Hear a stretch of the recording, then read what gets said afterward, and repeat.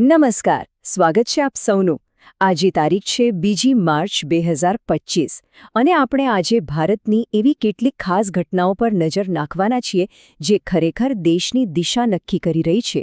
સંરક્ષણ હોય કે વિજ્ઞાન હોય, ચાલો જરા ઊંડાણમાં ઉતરીએ અને બધું સમજીએ. તો ચાલો શરૂઆત કરીએ આપણા દેશના સંરક્ષણ ક્ષેત્રથી. હમણાં જ ભારત અને અમેરિકા વચ્ચે એક મોટો સંયુક્ત સૈન્ય અભ્યાસ પૂરો થયો, જેનું નામ છે વજ્રપ્રહાર, અને એ પણ આપણા હિમાચલ પ્રદેશમાં. આ બંને દેશોની ભાગીદારી માટે બહુ જ મહત્વની કવાયત છે. પણ કોઈને ખ્યાલ છે કે હિમાચલ પ્રદેશમાં બરાબર કઈ જગ્યાએ આ અભ્યાસ થયો હતો?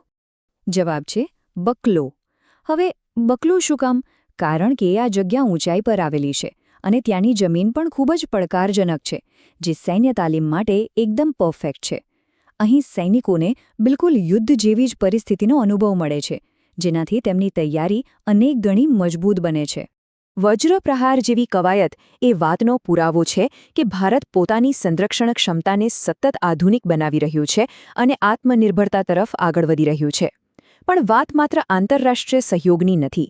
ચાલો હવે જોઈએ કે આપણા દેશમાં આપણી પોતાની ટેકનોલોજીના ક્ષેત્રમાં શું નવું થઈ રહ્યું છે. આપણી ગૌરવશાળી સંસ્થા DRDO એટલે કે ડિફેન્સ રિસર્ચ એન્ડ ડેવલપમેન્ટ ઓર્ગેનાઇઝેશને એક મોટી સફળતા મેળવી છે. એમણે VSORAS નામની એક સિસ્ટમનું સફળતાપૂર્વક પરીક્ષણ કર્યું છે. તો સવાલ એ છે કે આ VSORAS છે શું અને ભારતીય સેના માટે આટલું બધું મહત્વ કેમ ધરાવે છે? VSORAS એટલે very short range air defence system.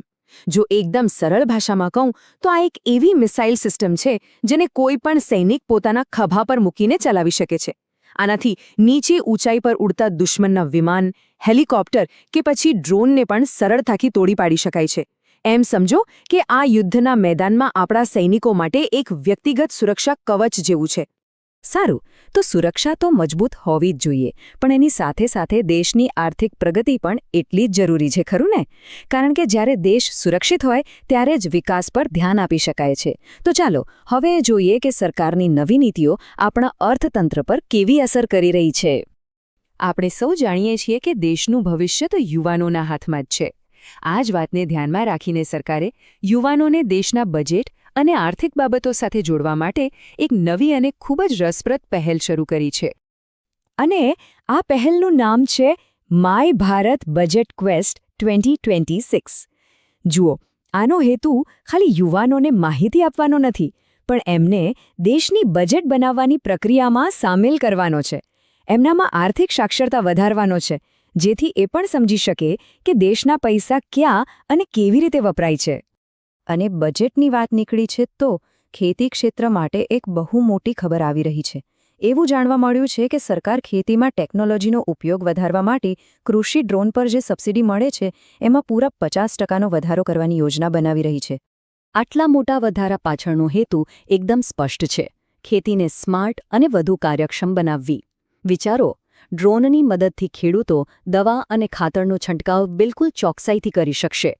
આનાથી પાકનો ઉતારો પણ વધશે અને ખેતી પાછળ થતો ખર્ચ પણ ઘટશે.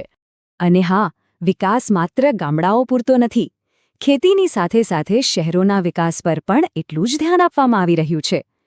આપણા 16મા નાણાં પંચે શહેરી સ્થાનિક સંસ્થાઓ એટલે કે નગરપાલિકાઓ માટે જે ગ્રાન્ટ હોય છે એને 36%થી વધારીને સીધી 45% કરી દીધી છે.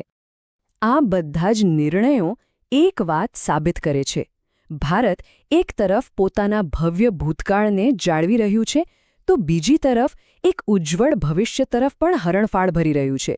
ચાલો જોઈએ કે આપણો વારસો અને વિજ્ઞાન આ બંને વચ્ચે કેવી રીતે તાલમેલ જાળવવામાં આવી રહ્યો છે. ચાલો હવે આપણા ગૌરવશાળી ઇતિહાસની વાત કરીએ. તાજેતરમાં જ આપણા ગુજરાતના એક ઐતિહાસિક સ્થળને ભારતનું શ્રેષ્ઠ પ્રવાસન ગામ તરીકેનો રાષ્ટ્રીય એવોર્ડ મળ્યો છે. શું કોઈ અંદાજો લગાવી શકે છે કે કયું સ્થળ હશે? જી હા, આ સન્માન મળ્યું છે લોથલને, જે હડપ્પન સંસ્કૃતિનો એક ખૂબ જ મહત્વનું બંદર હતું. આ એવોર્ડ એ વાતની સાબિતી છે કે લોથલનું ઐતિહાસિક મહત્વ કેટલું મોટું છે અને પ્રવાસન ક્ષેત્રે એની સંભાવનાઓ કેટલી બધી છે. તો ભૂતકાળના ગૌરવથી હવે સીધા ભવિષ્યના આકાશ તરફ નજર કરીએ આપણી શાનદાર સ્પેસ એજન્સી ઇસરો સતત નવી સિદ્ધિઓ મેળવી રહી છે. ચંદ્ર અને સૂર્ય પર સફળતાપૂર્વક મિશન મોકલ્યા પછી હવે એમનું આગામી મોટું લક્ષ્ય શું છે? ઇસરો હવે સૂર્ય 2 મિશન પર કામ કરી રહ્યું છે. આ મિશન એમના સુપરહિટ સૌર મિશન આદિત્ય L1નું એડવાન્સ્ડ વર્ઝન હશે. સૂર્ય 2 મિશનથી આપણને સૂર્યના એવા રહસ્યો જાણવા મળશે જે આજ સુધી કોઈને નથી ખબર, અને સૌર વિજ્ઞાનમાં ભારતનું નામ હજી ઊંચું જશે. અત્યાર સુધી આપણે સંરક્ષણ, અર્થતંત્ર અને વિજ્ઞાન પર તો વાત કરી લીધી, પણ ભારત એટલે વિવિધતા. તો ચાલો હવે એક ઝડપી નજર દેશના ખૂણે-ખૂણેથી આવતા કેટલાક બીજા મહત્વના અને રસપ્રદ સમાચારો પર કરીએ. વન્યજીવ સંરક્ષણના ક્ષેત્રમાં એક ઐતિહાસિક ઘટના બની છે. પ્રોજેક્ટ ચિત્તા હેઠળ બોત્સવાનાથી 9 નવા ચિત્તાઓને ભારતમાં લાવવામાં આવ્યા છે. તો સવાલ એ છે કે આ ચિત્તાઓને ભારતમાં ક્યાં પોતાનું નવું ઘર મળ્યું છે? આ 9 ચિત્તાઓને મધ્યપ્રદેશના કુનો નેશનલ પાર્કમાં સફળતાપૂર્વક છોડવામાં આવ્યા છે. દાયકાઓ પહેલાં જે ચિત્તા ભારતમાં લુપ્ત થઈ ગયા હતા, તેમને ફરીથી આપણા દેશમાં વસાવવાનો જે પ્રયાસ ચાલી રહ્યો છે, આ એમાં એક ખૂબ જ મોટું અને મહત્વનું પગલું છે. બીજા સમાચારો પર નજર કરીએ તો ભારતીય એથ્લેટિક્સ ફેડરેશને એક મહત્વનો નિર્ણય લીધો છે.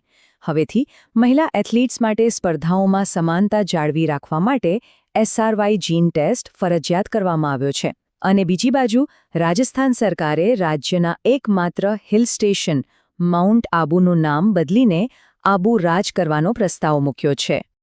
અને અંતમાં એક ખૂબ જ રસપ્રદ વાત. બ્રાઝિલના એમેઝોનના જંગલોમાં એક આદિવાસી સમુદાય રહે છે, અમોન્ડાવા.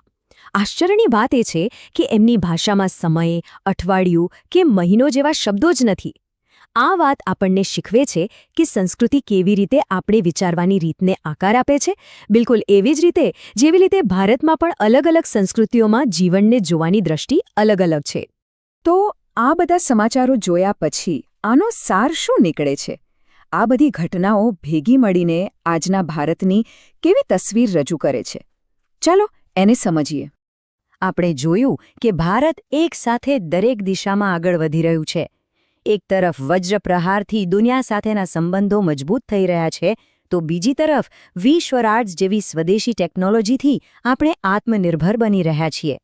યુવાનો, ખેતી, વિજ્ઞાન, વારસો દરેક ક્ષેત્રમાં એક નવી ઊર્જા દેખાઈ રહી છે. આટલા બધા ફેરફારો આપણને એક બહુ જ મહત્વના સવાલ પર લાવીને મૂકી દે છે. ભવિષ્યના ભારતની ઓળખ કયા ક્ષેત્રથી બનશે? શું એ આપણી વધતી સંરક્ષણ શક્તિ હશે? આપણી ટેકનોલોજીની હરણફાળ હશે? કે પછી આપણો સદીઓ જૂનો સમૃદ્ધ વારસો? આનો જવાબ તો કદાચ આવનારો સમય જ આપશે. પણ વિચારવા જેવો પ્રશ્ન ચોક્કસ છે.